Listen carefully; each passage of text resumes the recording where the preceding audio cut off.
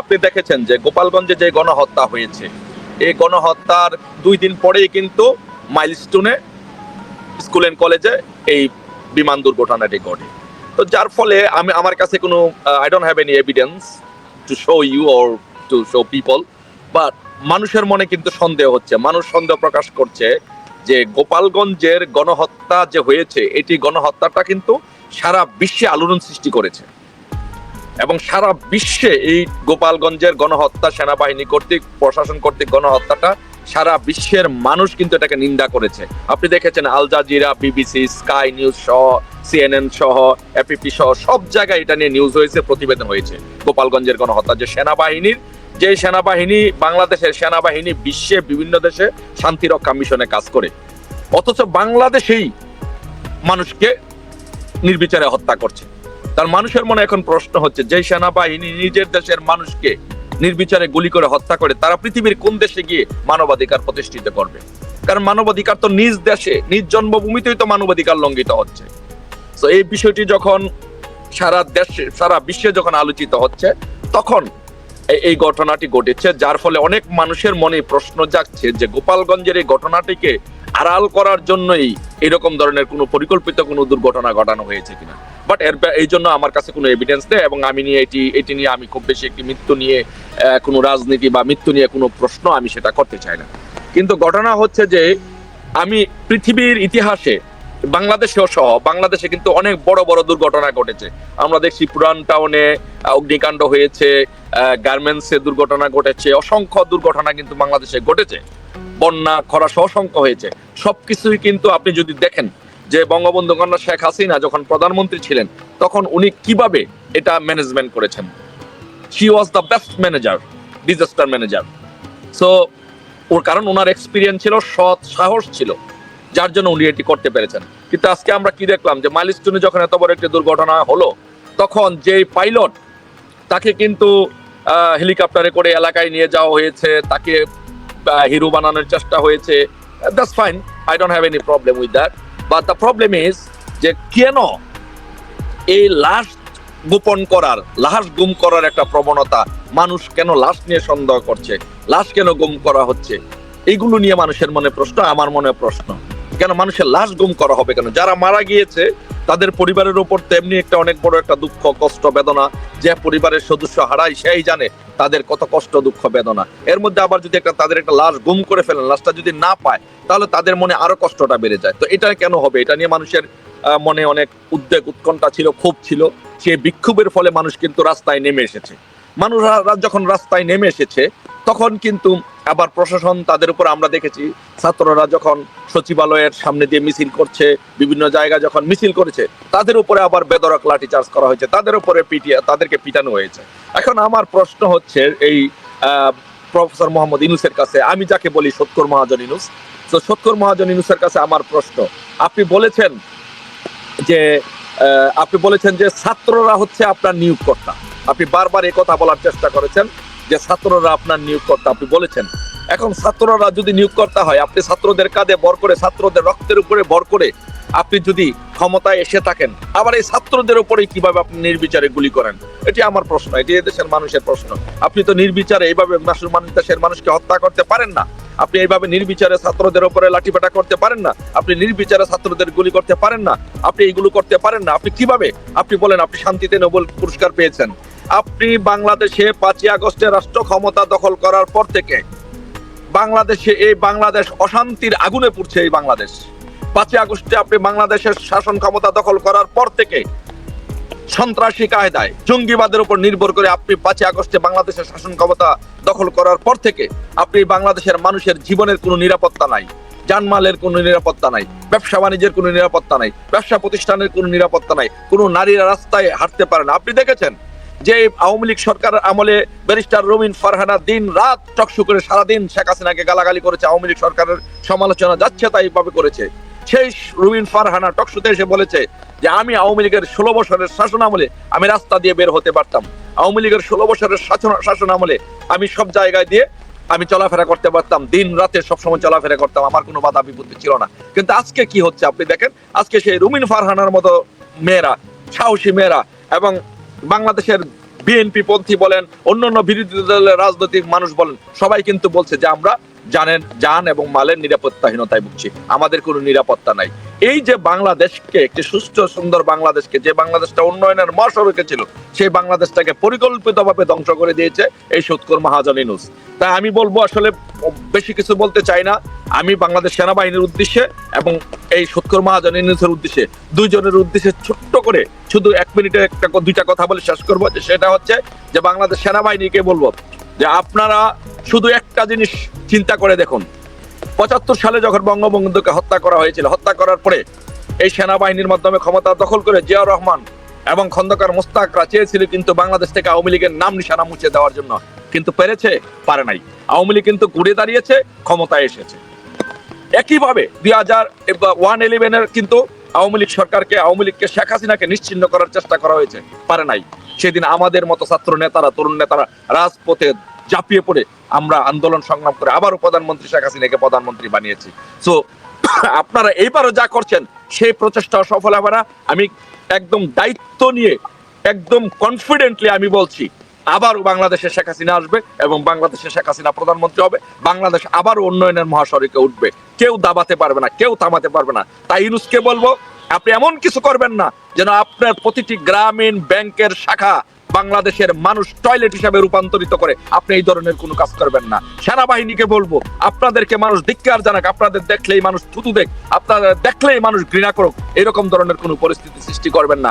কারণ বাংলাদেশের জনগণ যখন খেপে ওঠে, তখন কিন্তু বাংলাদেশের কোনো শাসন ব্যবস্থা, কোনো অস্ত্রের গুলি দিয়েই কিন্তু আপনি তাদেরকে দাবিয়ে রাখতে পারবেন না। তো সেই আহ্বান জানিয়ে আমি সেনাবাহিনী এবং এখানে আপনার কথা শেষ করার আগে আমি ছোট্ট একটা কথা অ্যাড করতে চাই। সেটা হচ্ছে, মিছিল হয়ে গেছে, ব্যারাকের বিড়ালেরা ব্যারাকে ফিরে যাও, এই সম্পর্কে আপনি কি বলবেন? হ্যাঁ, স্লোগান উঠছে, বেড়ালের বিরাকরা বেড়াকে ফিরে যাও, এই স্লোগান উঠছে।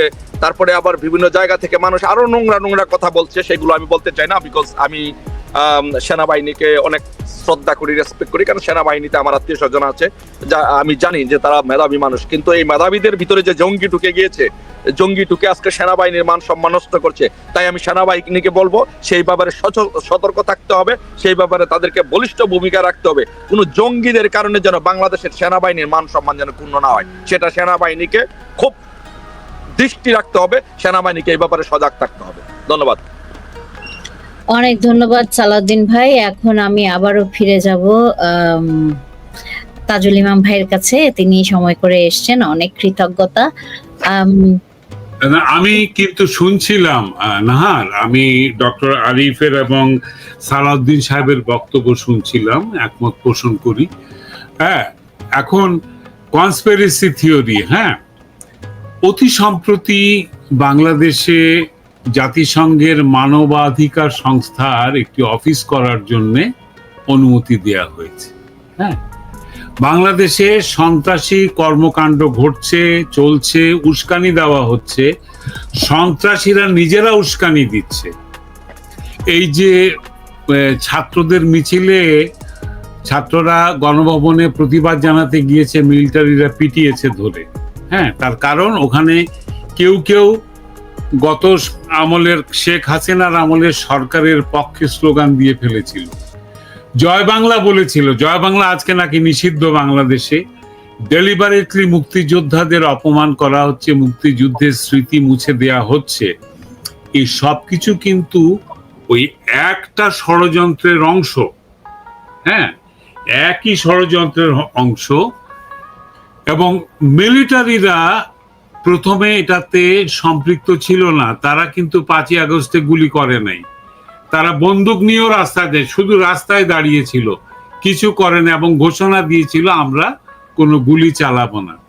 কিন্তু আমরা গোপালগঞ্জে কি দেখলাম, তারা চালাচ্ছে গুলি। হ্যাঁ, তো সেনাবাহিনীও এই ষড়যন্ত্রে জড়িত। এখন যে কনস্পিরেসি থিওরিটা আমি জোড়া দিয়ে বিশ্বাস করতে শুরু করেছি, সেটা হচ্ছে যে বাংলাদেশে পরাশক্তিকে ডেকে আনতে হবে। কিন্তু পরাশক্তি তো হুট করে কোনো দেশে যায় না, যদিও তারা যেতেই পারে চাইলে, কিন্তু তার জন্য ওরা গ্রাউন্ড ক্রিয়েট করে, কারণ তাদেরও তো পরাশক্তি সমালোচক আছে, তাই না? তাদের সমালোচকদের চোখে বা যুক্তি দেখাবার জন্য যে দেখো আমি কিন্তু আগে যাইনি, ওরা আগে লেজ নেড়েছে, ওখানে সন্ত্রাসী করেছে বলে আমি যাচ্ছি। হ্যাঁ, এই পরিবেশটা ক্রিয়েট করার জন্যে আমার ধারণা মেটিকুলাস প্ল্যানের একটা অংশ হচ্ছে যে লেটস আনস্টেবিলাইজ বাংলাদেশ, ওখানে টেরোরিজম স্প্রেড করুক, তখন আমরা যাব, আমাদেরকে ডাকবেই তখন আমরা যাব। ঠিক যেমন মানে উপমা দিয়ে বোঝাতে হলে সালাউদ্দিন আপনাকে বলছি, মনে করেন আপনার ঘরে যদি কেউ অসুস্থ হয় তখনই তো আপনি ডাক্তার ডাকবেন বা কবিরাজ ডাকবেন, কিন্তু অসুস্থ না হলে কি আপনি ডাক্তার ডাকবেন? তা তো ডাকবেন না।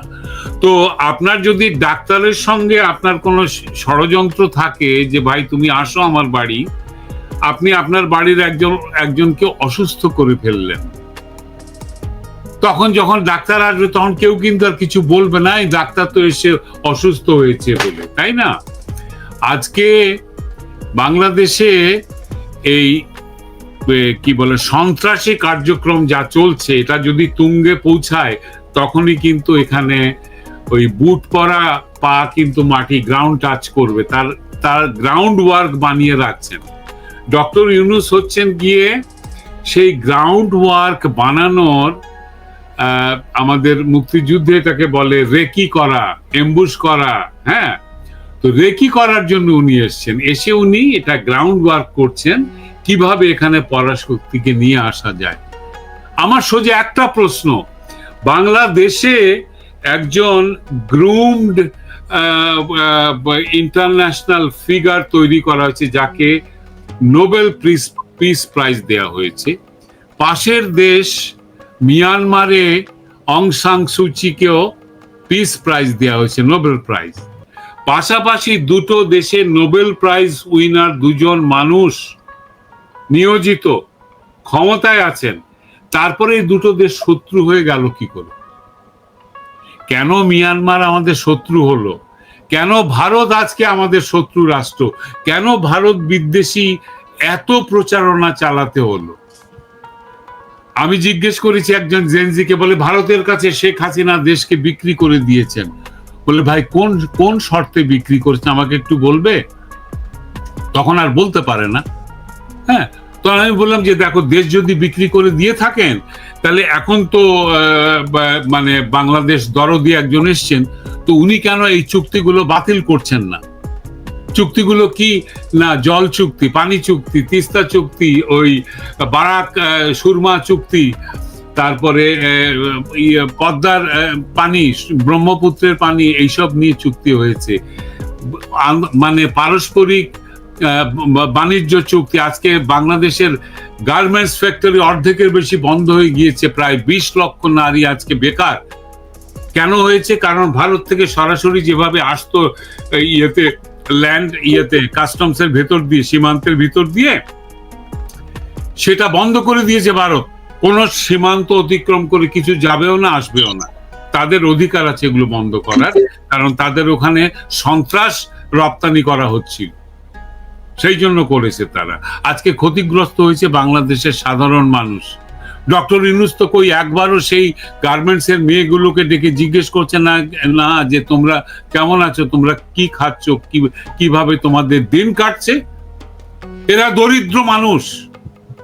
আপনার পলিটিক্সের ওরা একদম নিকুচি করে, ওটার কোনো পাত্তাই ওরা দেয় না। ওরা জয় বাংলার মেয়ে নয়, ওরা মুক্তিযুদ্ধের মেয়ে নয়, ওরা আপনার এনসিপির ইনকালাব জিন্দাবাদের মেয়ে নয়। ওরা বাংলাদেশের মেয়ে যারা নিজেরা খেটে খায়, তাদের পেটে লাথি মেরেছেন আপনি, এবং আপনি মেরেছেন একটা কনস্পিরেসির শিকার হিসেবে, ক্রীড়নক হিসেবে আপনি বাংলাদেশে এসে এটা করেছেন। আজকে মুক্তিযোদ্ধাদেরকে জুতার মালা গলায় কেন দিচ্ছেন? আমরা তো বুড়ো হয়ে গেছি। আমার তো একটা রাইফেল 303 তুলে গুলি করারও শক্তি নাই শরীরে। আমাকে কেন অপমান করছেন?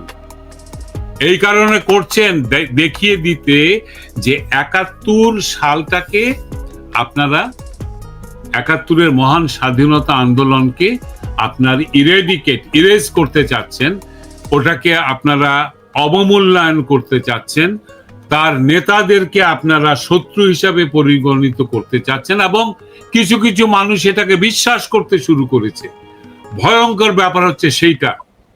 এই জন্য আমি প্রতিটা শোতে এসে বলি একটা কথা, যে আমি আওয়ামী লীগের রাজনীতি করি না, কিন্তু আমার মতো মানুষ বাংলাদেশে 80% বা 90% যারা বাংলাদেশের মহান স্বাধীনতা আন্দোলনে বিশ্বাস করে, সংবিধানে বিশ্বাস করে, বঙ্গবন্ধুতে বিশ্বাস করে, 7ই মার্চ, 25শে মার্চ, 26শে মার্চ, 16ই ডিসেম্বরে বিশ্বাস করে, তারা সেটাকে জাতীয় অর্জন মনে করে, তারা লালন গায়, তারা রবীন্দ্রনাথের গান করে, তারা নজরুলের গান করে, তারা হাসন রাজা, পাঞ্জসা, দুর্দশা, আরকুমসার গান করে, তারা বাংলা লোক সংস্কৃতিকে চর্চা করে, তারা জয়নুল আবিদিনের লোকশিল্পীদের অন্তর্ভুক্ত।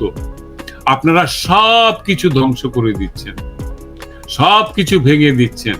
বাংলাদেশে গান নিষিদ্ধ, গান গাওয়া, পালা গান, যাত্রা গান নিষিদ্ধ, কিন্তু ওই যে ভয়ঙ্কর সন্ত্রাসী মোল্লারা যে ঘৃণা ছড়ানো ওয়াজ করছে, ইসলাম ধর্মকে অবমাননা করছে, মিথ্যা কথা বলছে উঠতে বসতে, এবং কুরুচিপূর্ণ মানুষের মগজের মধ্যে বিকৃত রুচি ঢুকিয়ে দিচ্ছে, সেই বলাৎকারকারী মোল্লাদেরকে আপনারা কোনো নিষেধাজ্ঞা দিচ্ছেন না, তাদের হাতকে আরো শক্ত করছেন আপনার ক্ষমতায় টিকে থাকার জন্য।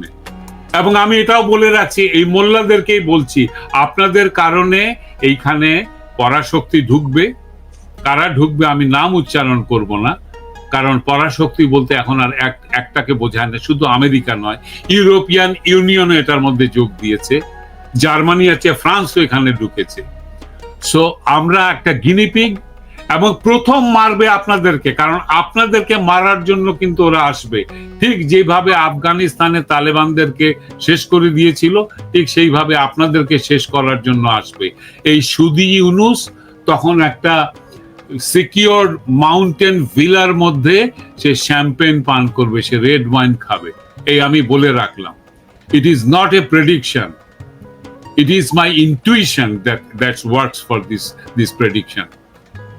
এই ভবিষ্যৎবাণী আমি এটা মোল্লাদের মতো অলৌকিক ভাবে পাই নাই। আমার গাট ফিলিং বলছে, আমার চেতনা বলছে, আমার বুদ্ধি বিবেচনা বলছে যে এইভাবে সব কনস্পিরেসি থিওরি গুলো এক লাইনে পড়ছে এসে। আজকে 47 বছর ধরে এরা চেষ্টা করে আসছে মুক্তিযুদ্ধের এই শক্তিকে পরাজিত করতে, এখন এসে তারা এই গ্রিপের মধ্যে পেয়েছে। এই জন্য দেখবেন ওদের সবচেয়ে বড় আতঙ্ক শেখ হাসিনা না ফিরে আসে, আবার আওয়ামী লীগ না আবার ক্ষমতায় চলে আসে, এটা হচ্ছে তাদের সবচেয়ে বড় আতঙ্ক, আর কোনো আতঙ্ক নেই।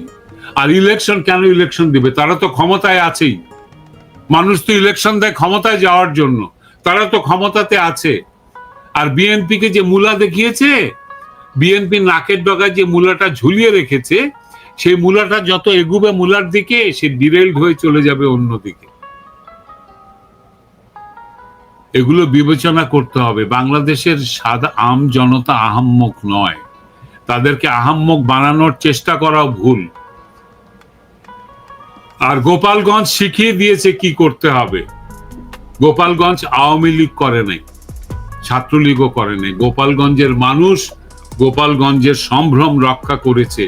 যখন পথে এসে দাঁড়িয়েছে, ওটা শুধু আওয়ামী লীগ ছিল না, শুধু ছাত্রলীগ ছিল না, শুধু বিএনপি ছিল না, কোন রাজনৈতিক বিশ্বাস থেকে তারা আসেনি, তারা এসেছে গোপালগঞ্জের সম্ভ্রম রক্ষা করার জন্য। এবং পাশাপাশি মুসলমান, খ্রিস্টান, ওই নমশূদ্র, উচ্চ বর্ণের হিন্দু সবাই দাঁড়িয়েছে, ধর্ম নির্বিশেষে, রাজনৈতিক চিন্তা ভাবনা নির্বিশেষে গোপালগঞ্জের সাধারণ মানুষ দাঁড়িয়েছে। এবং আধুনিক অস্ত্রে সজ্জিত কাপুরুষ একটা সেনাবাহিনীর বিরুদ্ধে তারা বীরত্বের সঙ্গে লড়াই করেছে। আর সেনাবাহিনী দেয়ার কাওয়ার্ডস, আর্মসটা রেখে যান না একা একা, দেখেন কি করে গোপালগঞ্জের মানুষ। সাহস থাকলে, হ্যাডম থাকলে একবার যান, আর্মসটা ইয়েতে ক্যান্টনমেন্টের ভেতরে রেখে খালি হাতে যান, দেখেন গোপালগঞ্জের নমশূদ্র কি করে আপনার বীরত্ব দেখাতে আসেন। shame on you. আর এই যে বিমান বাহিনী ইস্তারি করা কাপড় আর টুপি পরে সেলিউট মারেন ইয়েতে, গার্ড অফ অনারের মধ্যে, গেট দ্য হেল ফাক out of Dhaka city man. আপনার অনেক এয়ারপোর্ট আছে বাংলাদেশে, গেট আউট, ওখানে গিয়ে মরেন আপনারা। বাংলাদেশের শিশুদেরকে মারবেন না আপনাদের গিনিপিগ বানিয়ে এক্সপেরিমেন্ট করে। শাইম অন ইউ। অনেক ধন্যবাদ। আপনি আসলে আমাদের মনের কথা বলেছেন তাজুল ভাই। আমরা আসলে মনে প্রাণে এই কথাগুলো বলতে চাই। এবং আপনি বলেছেন আপনি তো 1971 যুদ্ধ করেছেন, আপনার বলার অধিকার তো অনেক বেশি। এই দেশটার জন্ম হয়েছে আপনাদের হাত দিয়ে, সেই দেশটাকে চোখের সামনে এইভাবে কেউ ধ্বংস করছে, আপনারা কিভাবে সহ্য করবেন? আপনার আবেগকে আমি অত্যন্ত শ্রদ্ধার সাথে নেই এবং আপনাকে অসংখ্য ধন্যবাদ ভাইয়া যে আপনি হচ্ছেন আমাদের সাথে জয়েন করেছেন। আমি আরো বলতে চাই তাজুল ইমাম ভাই কিন্তু প্রচন্ড ব্যস্ত, উনার জয়েন করার কথা না। কালকে রাতে আমরা দুজন যখন কথা বলছিলাম উনি এত মন খারাপ করছিলেন আর আমি এত মন খারাপ করছিলাম যে উনি এখান থেকে নিজের ব্যক্তিগত সমস্ত সমস্যার ঊর্ধ্বে রেখে এই মাইলস্টোনের বাচ্চাগুলোর জন্য আজকে তিনি আমাদের সাথে এসেছেন এবং তিনি খুব সত্য কথা বলেছেন। বাংলাদেশের আর্মি, বাংলাদেশের এয়ারফোর্স যেন পাকিস্তানি হয়ে গেছে। দুঃখর মহাজন তো পাকিস্তানি, তার সাথে মনে হয় এরাও দোসর হয়ে গেছে। কিন্তু আমরা আজকে আরিফ ভাইকে বলবো, আরিফ ভাই আমাদের সময় একদমই শেষ। আপনি যদি খুব সংক্ষেপে আপনার শেষ কথাটা বলতেন যে এই যে কনস্পিরেসির ব্যাপারগুলি থাকতে পারে, তারপর হচ্ছে এই যে এয়ারফোর্স, নেভি, তারপর হচ্ছে আর্মি যে এই বিমাতা সুলভ আচরণ করছে, সেখান থেকে আপনি যদি ছোট্ট করে আপনার বানিয়ে রাখতেন। আপনি আনমিউট করেন প্লিজ। ভাইয়া শুনতে পাচ্ছেন? আমাকে শোনা যাচ্ছে? হ্যাঁ, এখন শোনা যাচ্ছে। আমি খুব শর্টে বলার চেষ্টা করব, অর্থনৈতিক কিছু টার্মিনোলজি দিয়ে। আমি জানি না মানুষ বুঝতে পারবে কিনা, তারপর চেষ্টা করব। আমাদের এখানে একজন প্রবীণ শিক্ষক আছেন, স্যার বুঝিয়ে দিবেন দরকার হলে। এখানে ব্যাপারগুলো হচ্ছে কি যে কেন এই সুদখোর কিংবা কেন লোন সেলার বাংলাদেশে আনা হয়েছে, এটা কারণ হচ্ছে সিএফএক্স বাস্কেট, কারেন্সি ফরেক্স, যে ফরেন রিজার্ভের যে শেয়ার গুলো, তার মধ্যে 58% এখন বর্তমানে dollar, 18% euro, 6% British pound sterling, 5% Japanese yen এবং 2.3% থেকে অ্যারাউন্ড 2.8% এর মতো সম্ভবত চাইনিজ রেনমিনবি। এই যে বড় একটা শেয়ার 58%, এটা অথবা ব্রিটেন উডের পরে 70% ছিল, এখনো প্রাইস 58% কারেন্সি ফরেক্স এর ডলার মার্কেটটা এই ফরেন রিজার্ভের শেয়ার করে। ওরা কি করে, প্রচুর ফিয়াট কারেন্সি প্রিন্ট করে। মানে যেহেতু ওরা ফরেন রিজার্ভের একটা বড় অংশ শেয়ার মানে হোল্ড করে, প্রচুর ওদের উৎপাদনের তুলনায় বেশি কারেন্সি ওরা উৎপাদন করে। ধরেন ওরা আমেরিকা উৎপাদন করে $1 ট্রিলিয়ন, ওরা কিন্তু ওদের কারেন্সি উৎপাদন করবে $3 ট্রিলিয়ন। এই যে এক্সট্রা $2 ট্রিলিয়ন ওরা উৎপাদন করলো, এইটা ইনফ্লেশন তৈরি করবে, ওদের দেশের মুদ্রাস্ফীতি তৈরি করবে এবং ওদের দেশের যে কারেন্সি যেটা ডলার, এটার ডিফ্লেশন করবে, এটার এই মুদ্রার অবমূল্যায়ন হবে, মুদ্রার মূল্য পড়ে যাবে। তো ওইটাকে কি করতে হবে, এটাকে অন্য একটা দেশে এক্সপোর্ট করতে হবে। কি করতে হবে, অন্য একটা দেশে যে ইনস্টেবিলিটি তৈরি হয়, তখন সেই দেশে এফডিআই যাবে না, তখন সেই দেশ লোন চাইবে। লোনটা ওরা আইএমএফ, ওয়ার্ল্ড ব্যাংক কিংবা ওদের ফেডারেল ব্যাংকের মাধ্যমে লোনটা যখন দিবে, তখন ওই যে এক্সট্রা কারেন্সি ওরা প্রিন্ট করলো $2 ট্রিলিয়ন, 3 ট্রিলিয়নের মধ্যে 2 ট্রিলিয়ন উৎপাদনের থেকে বেশি করেছে, মুদ্রা তৈরি করেছে, ওই মুদ্রাটা ওটা জিডিপির অংশ হয়ে যাবে, কারণ ওটা একটা ফাইন্যান্সিয়াল টুলস হয়ে যাবে। ফাইন্যান্সিয়াল টুলস হিসাবে ওটা দেশের বাইরে লোন আকারে ওরা এক্সপোর্ট করবে এবং ওইটা থেকে ওরা ইন্টারেস্ট পাবে। এবং প্লাস ওদের দেশের থেকে যেহেতু মুদ্রাটা বেরিয়ে গেছে, ওদের দেশে মূল্যস্ফীতি হবে না, ওদের ইনফ্লেশন অ্যারাউন্ড 3% কাছাকাছি রাখবে এবং ওদের দেশের যে কারেন্সি ডিফ্লেশন, ডলারের ডিফ্লেশনটা কমে যাবে, কারণ বিভিন্ন দেশে লোন হিসাবে ডলারে যাচ্ছে, সেই কারণে ওই দেশে ওদের এই যে ফরেন রিজার্ভের যে ডলারের যে মার্কেট শেয়ারটা বজায় থাকবে। এই কারণেই তারা শেখ হাসিনাকে পছন্দ করছিল, কারণ শেখ হাসিনা এফডিআই ভিত্তিতে ডেভেলপ করছিল বাংলাদেশকে, যেটা খুবই সিকিউর একটা ডেভেলপমেন্ট রোল মডেল, এবং পিপিপি, প্রাইভেট পাবলিক পার্টনারশিপে, যে গভর্নমেন্টও কিছুটা ইনভেস্ট করবে, দেশের প্রাইভেট কোম্পানিগুলো ইনভেস্ট করবে, যাতে দেশের প্রাইভেট কোম্পানিগুলো দেশের বাইরে পাচার না করে টাকা, দেশের ভিতরে ইনভেস্ট করে ভালো উন্নয়ন করতে পারবে। তারা প্রফিট ডিভিডেন্ড পাবেন, সেই প্রফিট ডিভিডেন্ডে একটা ট্যাক্স দিবে গভর্নমেন্টকে এবং ফরেনাররা এফডিআই করবে, হ্যাঁ, ইনভেস্ট করবে। যাতে যেটার সাথে টেকনোলজি ট্রান্সফার হবে এবং দেশের বাইরে তাদের মার্কেটও বিভিন্ন দেশ তাদের যাবে, প্রোডাক্ট যাবে বাংলাদেশ থেকে। তো এই জিনিসটা তারা চাচ্ছিল না, কারণ তাহলে তো তাদের এক্সট্রা ফিয়াট কারেন্সি প্রিন্ট করতে পারবে না। সেই কারণেই এই বাংলাদেশে ইনস্টেবিলিটি তৈরি করা, যাতে এত বড় একটা জনগণের মার্কেটে তারা তাদের ডলার এক্সপোর্ট করতে পারে, এক্সট্রা ফিয়াট কারেন্সি এক্সপোর্ট করতে পারে। এখন আসি যে কনস্পিরেসির ব্যাপারে, যে কনস্পিরেসিটা হচ্ছে যে কেন মিলিটারি ম্যাপিং হচ্ছে। এটার একটা কিছু আমি যুক্তি তুলে ধরে, আমি একজন অ্যারোনটিক্যাল ইঞ্জিনিয়ার এবং একজন এবং ট্রেইনড পাইলটের কথা আমি শুনেছি বক্তব্য, এবং তাদের সাথে আমি কিছুক্ষণ আলোচনা করেছি।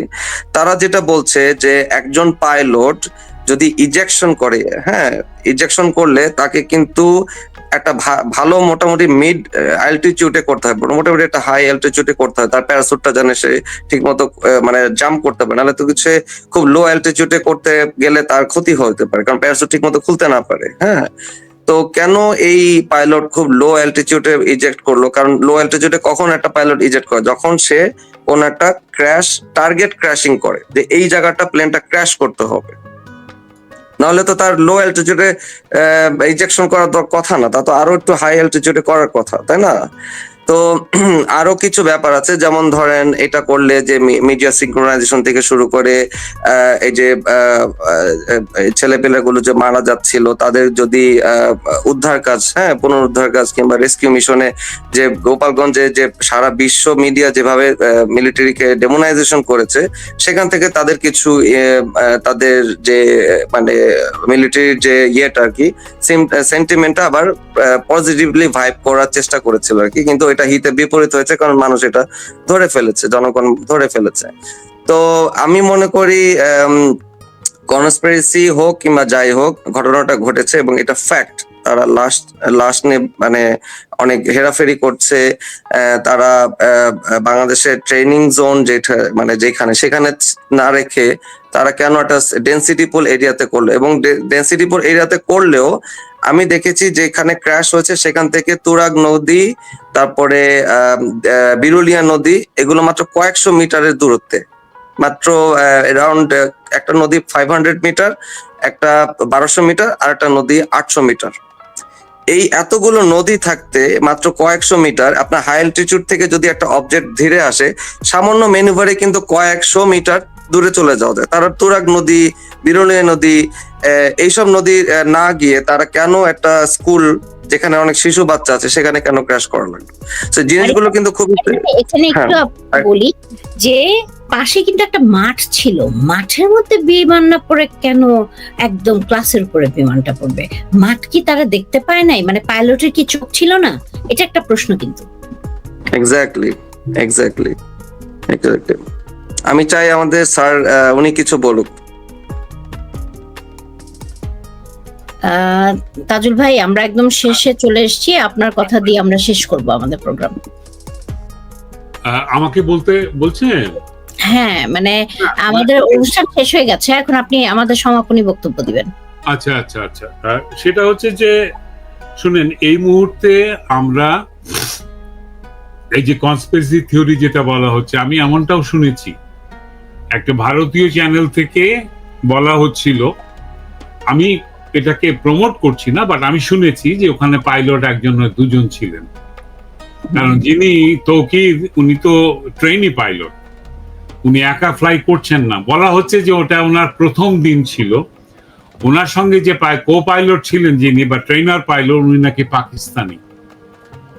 এবং এটাও প্রমাণ হিসেবে বলা হচ্ছে যে রাত্রি 2টোর সময় যে অ্যাম্বুলেন্স এনে যে লাশটাকে নিয়ে যাওয়া হয়েছে সেটা হচ্ছে সেই কো পাইলটের, পাকিস্তানি পাইলট। এগুলো সবই কনস্পিরেসি। ওকে, আমি মনে করি না, হ্যাঁ, বিমান পচে গেছে, পচা বিমান, এটা চলে না, এটা দেখো ভেঙে পড়েছে, হ্যাঁ, এই ধরনের একটা অ্যাক্সিডেন্ট দেখিয়ে ওই চায়না থেকে বা ইউরোপ থেকে বিমান কেনার যে একটা ব্যাপার, হ্যাঁ, থিওরি আর কি, যে ভাই আমার এই ছাতাটা ভেঙে গেছে, ছিঁড়ে গেছে, উল্টে গেছে, এবার আমাকে নতুন ছাতা কিনতে হবে, এই যে থিওরি, এটার জন্য কিন্তু শিশু হত্যার দরকার ছিল না। হ্যাঁ, এটা যদি মানে কি বলে মানে তৈরি করা একটা মানে চক্রান্ত করে একটা অ্যাক্সিডেন্ট হয়, সেই অ্যাক্সিডেন্ট তো ওই নদীর উপরে পড়লেও তো সে মরে যেত পাইলটটা, তখনই বলা যেত যে প্লেনটা নষ্ট প্লেন ছিল, তাই না? স্কুলের উপরে কেন? আমার ধারণা যে এটা কন্ট্রোল করতে পারেনি ঠিকই, হয়তো মাঠেই গোত্তা মারতে চেয়েছিল, নিজকে ইজেক্ট করে নিয়ে প্লেনটাকে মাঠের মধ্যে নামিয়ে দিতে চেয়েছিল, যেটা ঘটেনি, হ্যাঁ, হয়নি। এটা নিয়ে এই মুহূর্তে না আমি ঠিক যেহেতু কিছু জানি না, দেখিনি, আর ওই রকম ভাবে কোনো তথ্য উপাত্ত আসছে না, তবে একটা ভরসা আমি রাখতে পারি যে সত্য বেরিয়ে আসবে। আমি শঙ্কিত যে বাংলাদেশে যে সন্ত্রাসবাদ ছড়াবে এটার সাক্ষী গোপাল কিন্তু এসে গেছে। সাক্ষী গোপাল হচ্ছে মানবাধিকার সংস্থা, এইটা হচ্ছে গিয়ে কনস্পিরেসির অংশ। এই মানবাধিকার সংস্থার যে অফিস করা হয়েছে, ওরা এসেছে সাক্ষী হতে, এবং ওরা সাক্ষী দিলে ওই সাক্ষী ইউরোপিয়ান ইউনিয়ন শুনবে, অথবা জাতিসংঘ অথবা আমেরিকা এটা শুনবে। ওই যে না আমাদের প্রতিনিধি বলেছে ওখানে এখনো পরিবেশ নাই, ওখানে কোনো ইলেকশন দেওয়া যাবে না, ওখানে গণতন্ত্র প্রতিষ্ঠা করার সময় আসেনি, এই কথাটা বলার জন্য একজন সাক্ষী ডেকে আনা হয়েছে। ওইটা হচ্ছে কনস্পিরেসি। বিমান দুর্ঘটনার ব্যাপারটা আপাতত আমরা দুর্ঘটনা হিসেবেই বিবেচনা করি, তবে এই আহাম্মকি যেন আর না ঘটে সেই জন্য বিমান বাহিনীর উচিত তাদের ট্রেনিং সেন্টার এখান থেকে সরিয়ে নেওয়া। বাংলাদেশে অনেক প্রত্যন্ত অঞ্চলে অনেক বিমান ঘাঁটি, অন্ততপক্ষে 5টা আছে আরো, যেগুলোকে একটু সারাই করে নিলে ওরা তাদের ট্রেনিং সেন্টার বানাতে পারবে না। তো আমার বক্তব্য এইটুকুই যে আমরা কনস্পিরেসি হচ্ছে বাংলাদেশের বিরুদ্ধে গত 1 বছর ধরে সে আমরা জানি, এবং বাংলাদেশের অর্থনৈতিক ভাবে পঙ্গু করে দিলে, যেটা ডক্টর বলছিলেন, ডক্টর আসিফ, ওনার নাম আরিফ, হ্যাঁ, উনি বলছিলেন যেটা, সেটা লেমন ল্যাঙ্গুয়েজ এরকম দাঁড়ায় যে বাংলাদেশের ইকোনমিকে যদি ক্রিপল করে দেওয়া যায়, পঙ্গু করে দেওয়া যায়, হ্যাঁ, সেটা হবে গিয়ে ওই এতে করে ওদের ডলারের দাম বেড়ে যাবে। মানে সোজা হিসাব আর কি, তুমিও নারকেল বিক্রি করতে এসছো, আম বিক্রি করতে এসছো, আমিও আম বিক্রি করতে এসছি। তোমার আম যদি পচে যায় তাহলে আমার আমের দাম আমি 4 গুণ বাড়িয়ে দিব, সোজা হিসাব এটাই। হ্যাঁ, তো ওদের এক্সপেরিমেন্টের বলির পাঠা হচ্ছে গিয়ে আমরা, কোরবানির ছাগল হচ্ছে গিয়ে আমরা, আর এই ছাগল হতে পেরে আমরা খুশিতে বাগবার। এবং কসাই যিনি এসেছেন উনি কিন্তু ওই মেটিকুলাস প্ল্যানে খুব ধারালো ছুরি দিয়ে, হ্যাঁ, জবাইটা করবেন আর কি। একটা ছোট্ট তথ্য দিয়ে আমি আজকে শেষ করব। মুক্তিযুদ্ধের সময় বিহারি এবং কিছু মৌলবাদী রাজাকার কসাই, আলবদর কসাই যারা গণহত্যা করত, তারা ওই ধরে ধরে মানুষ আনতো, তো গণকবর দিত, কবরটা আগে খুঁড়িয়ে নিত, এইবার গুলি না করে ওদেরকে জবাই করা হতো, ওদেরকে উপর করে শুইয়ে গলায় বা ঘাড়ের মধ্যে পোচ দিয়ে কেটে দিত। হ্যাঁ, এটা কেন করতো? এটাতে নাকি সোয়াব বেশি হয়, ধর্মীয় বিশ্বাস। কিন্তু এই যে নড়াচড়া করছে, ছটফট করছে একটা মানুষ, এই কসাই তাকে বলছে, এই ডায়লগটা চলে এসছে পাবলিকলি, কারণ সেই সময় যারা সামনে দাঁড়িয়ে রাজাকারি করছিল সাধারণ, তারাই পরে সাক্ষী দিয়েছে, বলছে যে বাপু হে, নড়াচড়া করো না, আমার কাজটা করতে দাও, তোমারও কষ্ট আমারও কষ্ট, মানে তুমি মরো কিন্তু আমাকে কষ্ট দিও না। তো আজকে আমরা বাংলাদেশের মানুষ কিন্তু ঠিক এই রকম কসাইয়ের হাতে পড়েছি, যে বলছে যে বেশি নড়াচড়া করো না, ওই মিছিল টিছিল করে রাস্তায় ঘাটে জয় বাংলা বা সুধী ইউনূস বিদায় হও এইসব স্লোগান টোগান দিও না, জবাই করতেছি, নড়াচড়া করো না, তোমারও কষ্ট আমারও কষ্ট। এইটাই আমার মনে পড়ে যাচ্ছে। দিস ইজ লাইক সিম্বলিক একটা মেটাফোর আমি ব্যবহার করলাম, but that's what exactly I believe is happening. So সবাইকে ধন্যবাদ, আমাকে এখন যেতে হবে না আর। হ্যাঁ, ওকে, আমাদেরকেও যেতে হবে। অনেক ধন্যবাদ তাজুল ভাই, আপনি আসার জন্য অনেক ধন্যবাদ। আরিফ ভাই, আপনার মূল্যবান বক্তব্য রাখার জন্য। আজকে যারা গেস্ট ছিলেন তাদের মধ্যে সালাউদ্দিন ভাই ছিলেন, তাকেও ধন্যবাদ।